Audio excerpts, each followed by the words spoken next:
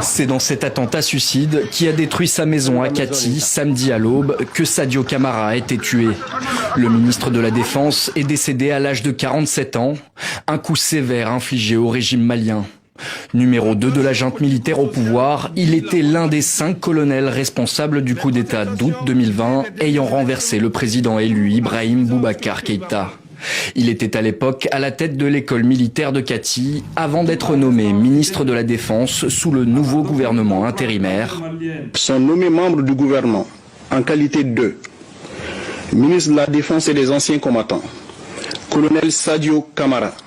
Sadio Camara occupe ce poste stratégique jusqu'en mai 2021 et la formation d'un nouveau gouvernement par Bah Ndao, leader intérimaire après le coup d'État de 2020.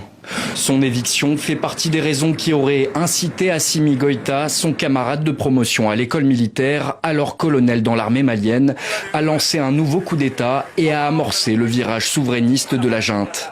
Le mois suivant, il est renommé à la tête du ministère de la Défense.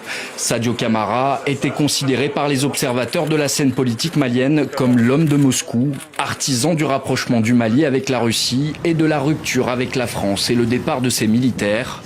Il avait notamment supervisé la mise en place d'une étroite collaboration avec les mercenaires du groupe Wagner puis d'Africa Corps et la livraison du matériel russe aux forces armées maliennes. Le premier lot de matériel que nous recevons aujourd'hui, composé d'hélicoptères de combat et de radars de dernière génération, s'inscrit dans ce cadre.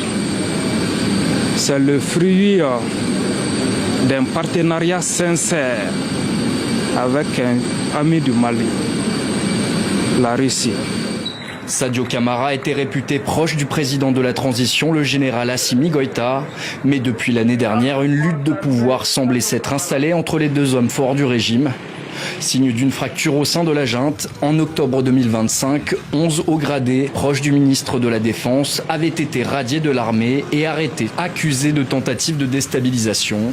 L'attaque des djihadistes du JNIM à la voiture piégée qui a tué Sadio Camara samedi a également causé la mort de l'une de ses épouses et de plusieurs soldats de l'armée malienne.